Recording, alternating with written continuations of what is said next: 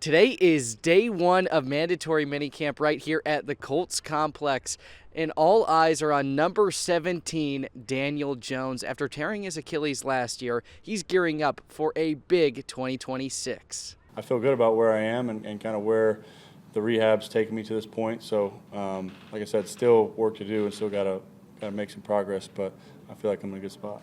Last season in Jacksonville, Jones tore his Achilles, ending his year at the worst possible time with the Colts sitting atop the AFC South and looking like real contenders in the AFC. But even on the sideline, Jones never stopped working to get back. He's doing good. I mean, obviously what happened to him was difficult, but he's the hardest worker I know, and he's putting all the time and effort in to get back on the field with his teammates. I mean, he's hitting all his landmarks each and every week, every day, putting in the work, and then I know he'll work tirelessly this summer, to be ready for training camp. Throws like this are exactly what Colts fans need to see this summer. Jones letting it rip down the field with zero hesitation. That's the arm strength and confidence that made him dangerous before the injury, and it's clearly back. Honestly, it's the same way he attacked it when he was healthy. Just being in the building, first from the building, last from the leave. He attacks his rehab the same way. He's in early, working on his body, leaving late, getting the extra work in that he needs. And that stuff's contagious, right? I mean, it works for the receivers. We see that. We want to make sure we're on our game. O-linemen want to make sure they're on their game, running backs, tight ends. When you see your quarterback coming in to work every day, it makes you want to raise your game too. With training camp just weeks away, Jones is making sure he's ready. Brooks White, Wish TV, wishtv.com. Jelani Cambridge creeps up the court for the Buckeyes. Back over to Martin. She'll swing it over to the center, Elsa Lamiglia. Cambridge, the leading scorer for this Buckeyes team, rising up with the mid-range shot, no good, rebounded by Nevaeh Caffey and the Indiana Hoosiers. Caffey swings the ball over to Beaumont. They'll have the full 25 seconds left on the shot clock here. Beaumont on the left block. Beaumont rises up and throws the ball off the glass for the two-point shot. 31-26. 3 minutes and 30 seconds left to go in this first half. The Indiana Hoosiers lead the number 12 ranked Ohio State Buckeyes on the road.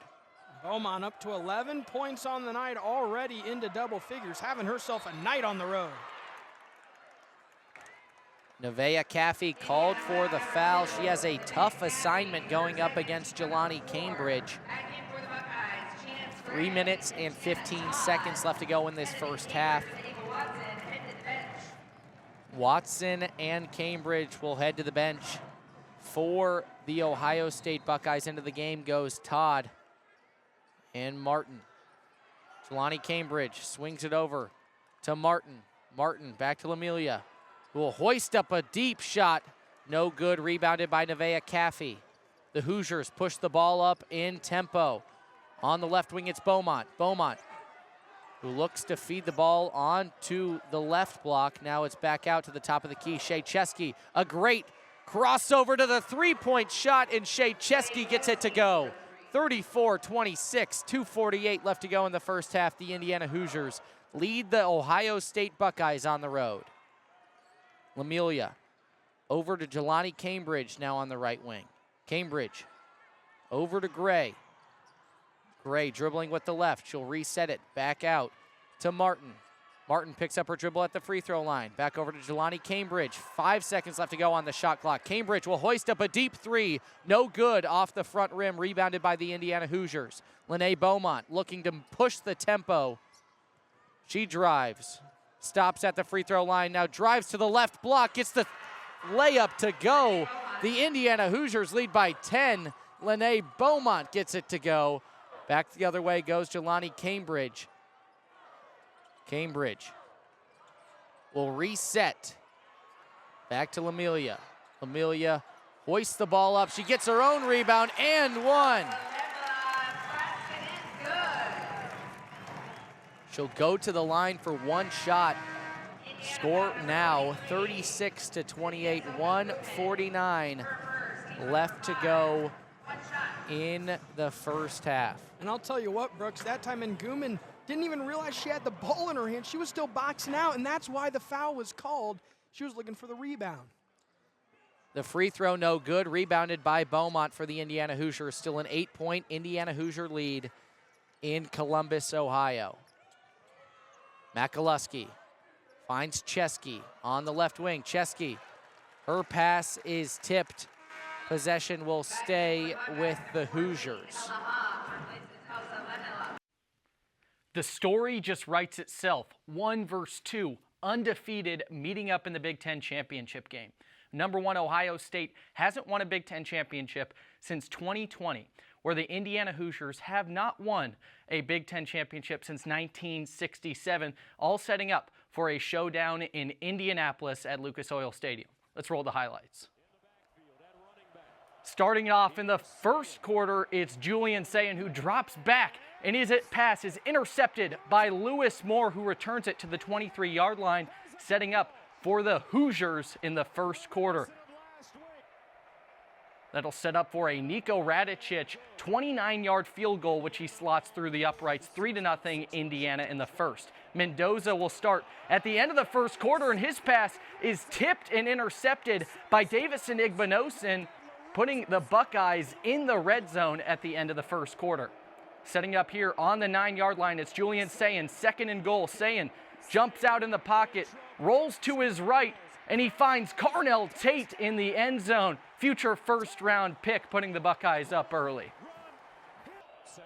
Now back to start of the second quarter, it's Julian Sayin who goes deep for Jeremiah Smith. Money on the rise. Smith will go down at the 22. The Buckeyes still lead 7-3 early in this second quarter. Jaden Fielding will slot home a 30-yard field goal, and Nico Radicic will immediately answer 10-6 going into halftime at Lucas Oil Stadium. Mendoza to start the third quarter. Looking deep from his 10-yard line, he finds Charlie Becker, his roommate, and Becker will go down around the 30-yard line, still 10-6 in favor of the Buckeyes. Now it's Mendoza looking left. He has Elijah Surratt in the end zone, and Surratt puts the Hoosiers up 13-10. Everybody in Indianapolis can feel the Hoosier hysteria. It's Fielding now, and he misses a 27-yard chip shot.